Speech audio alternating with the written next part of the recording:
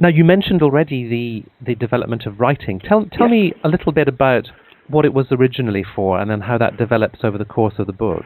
Originally, writing seems to have been no more than a kind of aid memoir. There is no consensus about how long it took to develop. There are two different views.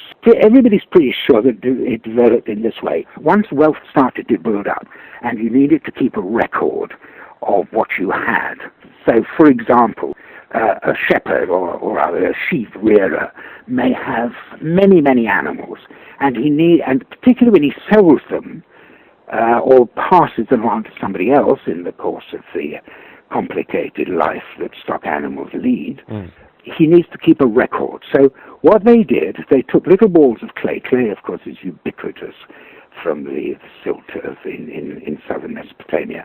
They made little balls, and they put a mark on the ball to represent whether it was, well, in the case of the sheep, it was a little square, just a cross. So we've got a little ball, the size of a marble, and a groove north to south and a groove east to west, and that represents one sheep. So when you have a collection of, say, 25 sheep, you are selling to somebody else. So you'll make 25 of these little balls marked with a cross, each one for a sheep. You'll pop it in a clay envelope. You'll put some kind of sign on the front of the clay envelope to say it's yours, and that becomes your document of transaction. When you want to inspect that document of transaction, it's a bit inconvenient to have to break open the clay envelope every time and count the balls and then make a new clay envelope to put them back in.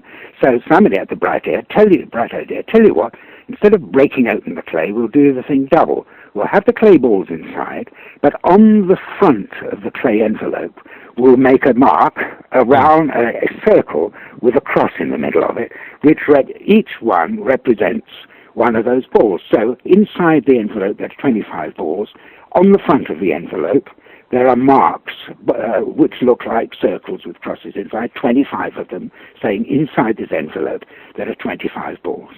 At some point, somebody says, what are we doing? Why are we putting the envelope shows perfectly clearly what we're counting.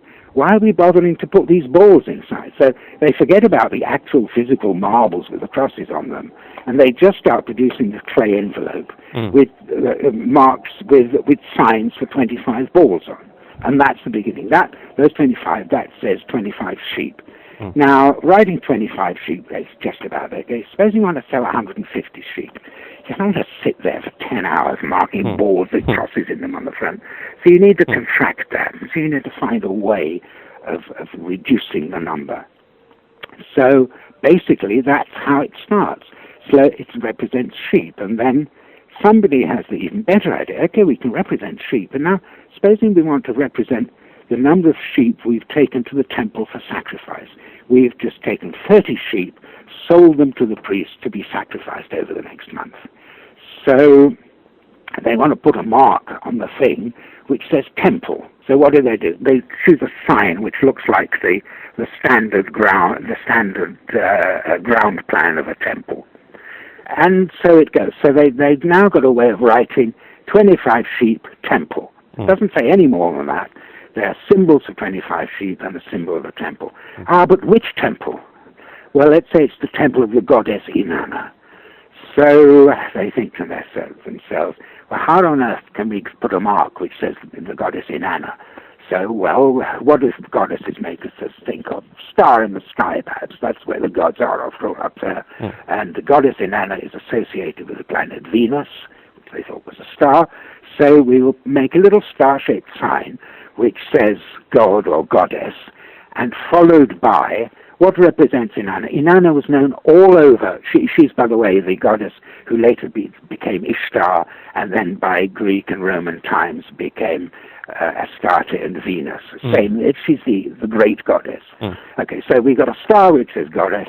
What about her? Well, it happens that her temples were characterized by a particular shape of doorway, two vertical posts with loops at the top, through which hung a bar off which hung a reed matting door. So you could roll the bar, and that would roll up the door so that you could go in and out of the temple. Everybody knew that that was the sign of Inanna's temple. And so they made a little mark on this clay envelope, star saying a god or goddess, and then a mark showing these two vertical doorposts with loops at the top, which are recognized as Inanna. So now they've got, on this envelope, you've got marks that say 25 sheep, temple, Inanna. And there you have writing.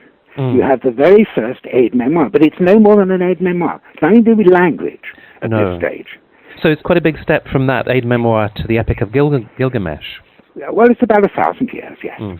But just as, let me remind you, in our own day, in the 1896 census, Hermann Hollerith produced the very first mechanical tabulating machine, which has led in 104 years to the beginnings of what we can see is going to be an entirely new way of encoding information and knowledge. It's not got that far yet. 25 sheep, temple, Inanna, to the Epic of Gilgamesh in less than 1,000 years, actually, or let's say about 1,000 years. Then where could we go with this new digital way of encoding information in the next 1,000 years? I hope that by telling the story of this 2,500 years from beginning to end, not of the politics or who killed who or who won which battle and which state conquered which state, although that of course has to come into it, but mostly my attempt has been at a narrative history of the way civilization developed. And I think if I've done my job right, who knows, then people coming to the end of it will have enough of an impression of the shape of the way civilizations rise from nothing, flourish, and then fade away again. And just with my very few pointers to take a look at our own history and our own times, I think they'll get the message.